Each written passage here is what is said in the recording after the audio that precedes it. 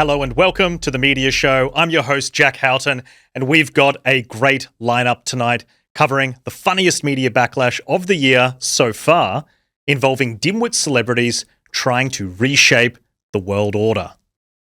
Now, we've moved on from that Breaking Bad actor, Giancarlo Esposito, who last week was calling for a deadly revolution in America, gleefully suggesting that 500 million people dead would be worth it, all while wearing his adorable little hat and scarf. A true man of the people. No, this week's Hollywood dimwit is Billie Eilish, declaring America was stolen. No one is illegal on stolen land.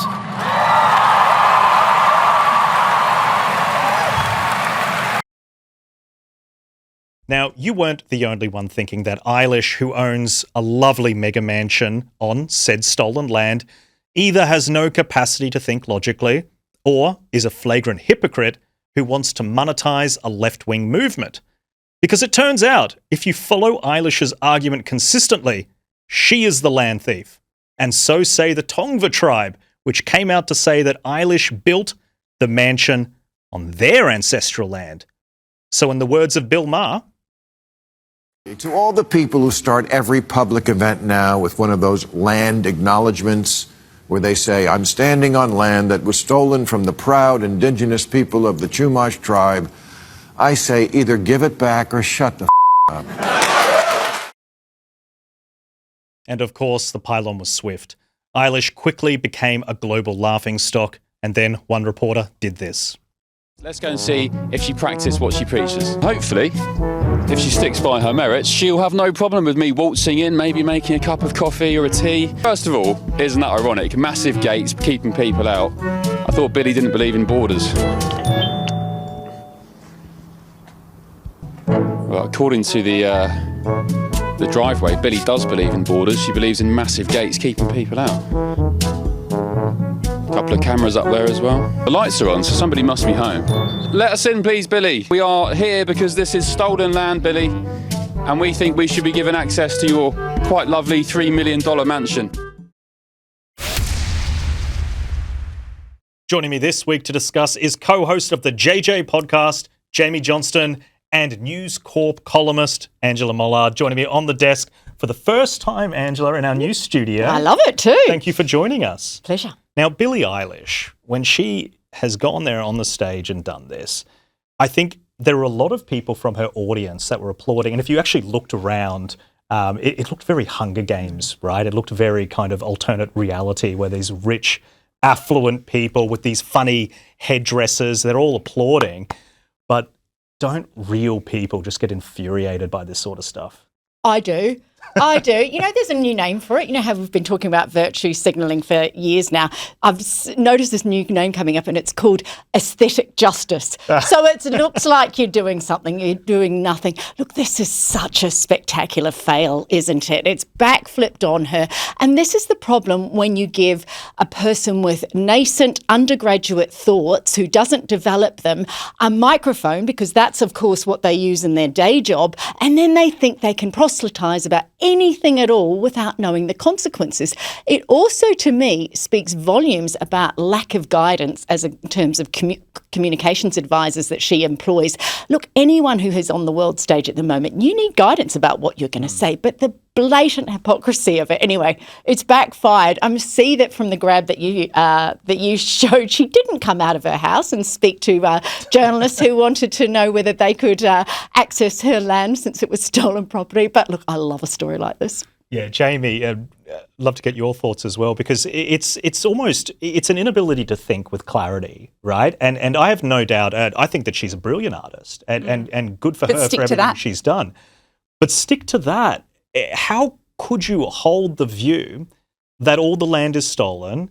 And I also love how people are pointing out that, well, if all land's stolen, then the illegal immigrant point that she's making, it's the false point, because what you're saying is they probably don't want more illegal immigrants coming in and stealing more of their land. It's actually the opposite point, but it's this inability to follow through with this very kind of juvenile, surface level, the virtue signal. Non-joined up thinking. Yes. The problem is they tie themselves up in knots. That's exactly the issue with the hypocrisy of the left, right? They come out and make these statements and they completely tie themselves up in knots, give them enough rope and they hang themselves and they cancel themselves. The thing that I wish Billie had listened to Ricky Gervais, taken one out of his playbook at the Grammys when he said, "Who do you all think you are coming up here and talking politics and lecturing the public about anything? You're so disconnected from reality." And so I just think it's interesting that there's this celebrity culture of wanting to school everyone on everything. And she forgets who she's speaking to, because you're not just attacking Trump. You're not just attacking ICE.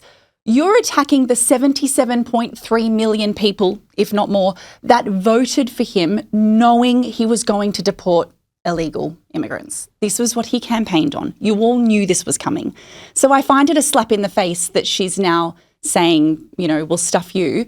All those people voted for that.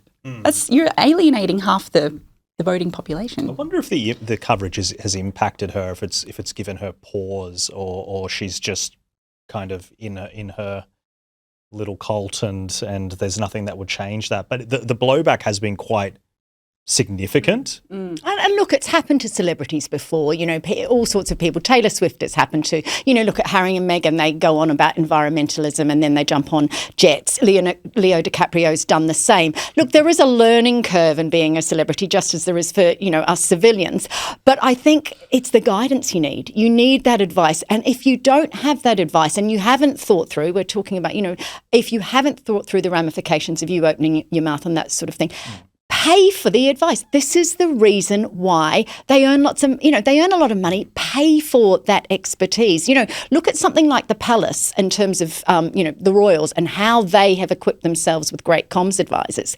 Back in the 90s when I was working in Britain, they were a schmozzle. They got everything wrong. They now are using media executives in their top comms roles. This is, they don't have to be on the payroll, but you actually need to be able to pay a consultancy to do this because, yes, she's 26, she's learning. And as you say, music's fantastic. My daughters absolutely love her. You want her to be on the world stage, but you want her to be guided on the world stage. Yeah, and there's so many successful people on the left who are basically, they don't understand that this stolen land argument is an anti-immigration argument.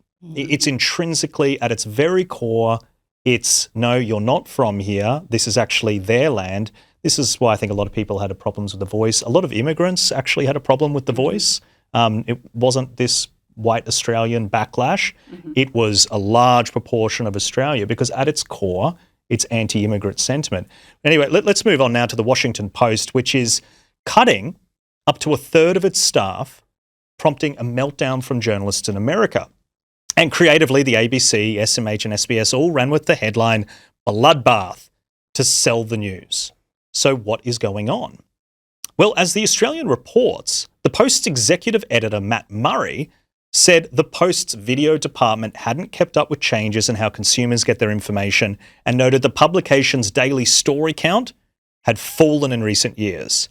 And, he says, even as we produce much excellent work, we too often write from one perspective for one slice of the audience. Now let's bring the panel back.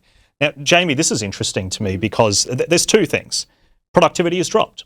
And a lot of these foreign correspondents, they don't file multiple stories a day. The sort of journalism they do is expensive. So there's one point there. But there is also, from the leadership at the newspaper's point of view, they are directly saying that they're only catering to one subset of the audience, and the Post's traffic and revenue has dropped considerably. So rather than trying to just do the news and to appeal to a mainstream market, they themselves are admitting that they were too niche, and what he's saying is left-leaning. Correct. I thought this is the exact thing. Jeff Bezos is a legend of a businessman. Starting out in books in the 1994, I think it was, with Amazon. And his core insight was to prioritize customer obsession. He knows how to create what customers want. And you're absolutely right. He's it's gotten to a situation where the paper used to publicly endorse candidates, Democrats, of course. They had publicly endorsed Hillary Clinton, Joe Biden, and then they didn't publicly endorse Kamala Harris in 2024. He pulled at the last minute, didn't he? They were not happy with that. No, and over the last few years, there's obviously been this seeping in of, hey, okay, let's not be alienating half the audience. And it goes back to what we just said about Billie Eilish and these celebrities, journalists, these people who are on the left and think everyone agrees with them. You're cutting out half the population if you're going to lean that way all the time. So I think this is just, it's a business decision at the end of the day. Numbers talk, viewers speak. Angela, your thoughts? As someone who's worked in newspapers in New Zealand, Britain and Australia for 35 years, if he's cutting staff, it's because he's not making money. And he's not making money because his journalism is boring. Okay, that's the bottom line of it. If you want to create content in, modern environment where there are so many news sources, you have to have a point of difference. You have to be interesting. I don't think you necessarily have to. When I first started as a journalist, you used to do a story, you had your top line, and then you had to go to 2 points of view. Every single news story had to be balanced. We have moved away from that, and we know papers across the world endorse candidates. It's about excellence. It's about exacting standards. It's about being so brilliant that people just have to go to your news source. And this is where legacy media have a brilliant advantage because they are trained journalists. This is not TikTok. This isn't citizen journalism. This is actual qualified journalists. Now, if they want to have great readership, they have to produce great material, and that's looking at their audience. I work for News Corp upstairs. Every single thing I write is measured. There is a C-score on everything I write. I know how many readers, how many page views, how many subscriptions come from everything I write. Now, if you're not going to, to your point, Jamie, if you're not going to see this as a commercial engagement, then you're fundamentally stupid. Well said. Well said. Well, moving on, because the Washington Post staff who were impacted by the layoffs have resorted to begging for cash. Their economics reporter, Rachel Siegel, created a GoFundMe page demanding that you chip in $800,000, it's US dollars, to help Post staff. Now, people are actually donating as well, which is what surprised me. One person chipped in $10,000 and nearly $400,000 has been raised. Let's bring the panel back in. I think, moving on from what you were saying, Angela, Sorry. For $10,000? No, the journalist would launch a GoFundMe page. Give me some cash. We haven't had a terrible thing happen to us. We get to work. I'm incredulous. There are parents out there that have lost their children. There are people with disabilities. They are the people that deserve a GoFundMe page. Yeah. I want you to ask your question, but can I just say, sure. I looked on the GoFundMe page. They've only got 3,000 people. Now, if you've only got 3,000 people donating, and that suggests your readers are not as engaged and as loving and as congratulatory as you think. I was going to make about that. There can be an advantage to partisanship, is that you get the loyal audience that backs you in. If they're able to raise $400,000 off the back of kind of this personality-driven content, there was probably an opportunity for some kind of commercial, personality-driven operation they could have started there. There are clearly people willing to pay. So there is also a structural issue because they've clearly got supporters. The problem is, as you said, it's 3,000 very cashed up people, and that's the problem. And to Jeff Bezos, the $400,000 is not going to cut it. We're talking about tens of millions of dollars that they're missing from the budget. So a lot of these people... She says in the GoFundMe that it's specifically to get them through the next few weeks and job hunting and stuff like that. And fair. Look, I don't want anyone to specifically lose a job, but it's the point. If you write less stories and less people read your stories, then there will be job cuts. But also, they're pretending like they're the first. Yeah. Every single media organisation, legacy media, has lost people over the last 5, 10, 15 years, and we've all had to adapt to it. After this, I have to go and film a bit of video to go with a story of mine. When I first graduated, I didn't have to do that. Now, if you're not prepared to pivot, grow your expertise, and as I said earlier, deliver content that people want, they're kind of protected species. The way they're phrasing it as an attack on democracy. Yes, right, and it's not. Jeff Bezos does not have to lose tens of millions of dollars because you think the words you write down are so sacred and important. Exactly. And him getting the budget back in order is not an attack on democracy. So there is a degree of delusion there as well, I think. I also want to know where the GoFundMe has been. You just mentioned that this has been happening to journalists for quite a long time, but it's far beyond journalists. I mean, you only have to do a quick Google search and you can see Amazon, Microsoft, Paramount. Not a few hundred are being laid off. There's 30,000, 15,000, 2,000. There are companies in the United States right now that will all over the world really, but speaking of the US, that are laying off staff at such a critical rate, fast rate. Yep. And, you know, where is the GoFundMe for those people that have to go out and find their jobs? Exactly. It's only when it's their circle. But look, let's move on, because a judge has thrown out a bid from Nine to suppress details of a settlement made with Ben Robert Smith's ex-mistress.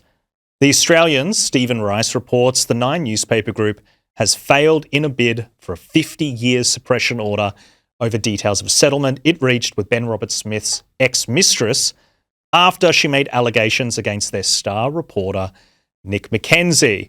Now, this is a very complex story.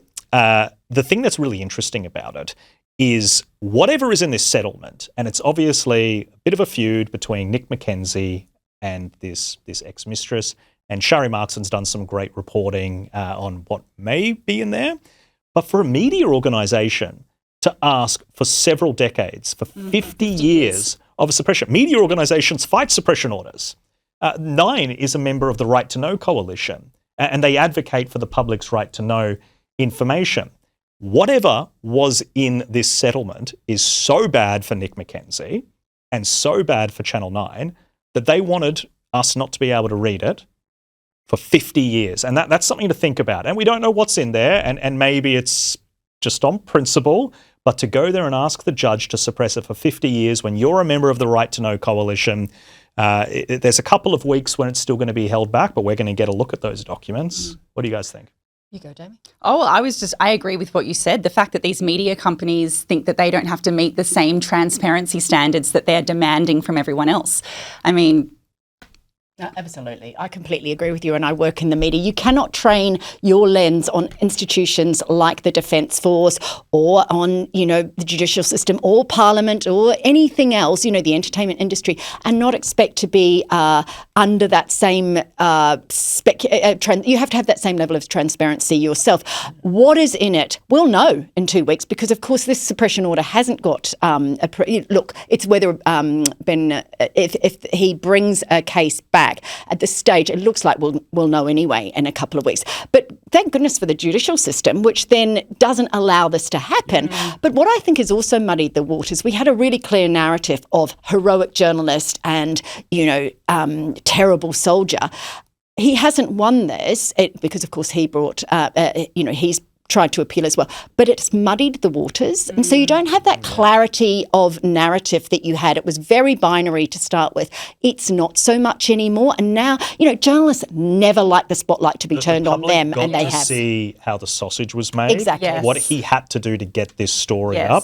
And so I can't go into all the details I can't link what's already been reported necessarily, but what we know that he did and is probably in this settlement is not good anyway. And in fact, in the judgment from the judge, one of the reasons that they are letting us see it is because some of it was in the public domain. So we'll let people... Well, they also wouldn't have settled if they didn't have to settle. Well, exactly. And why go for 50 years? It's that's the sus. point where Nick McKenzie no longer would be working as a journalist, in my opinion. Anyway, Angela... Let's revisit it. Angela and Jamie, thank you so much for joining me.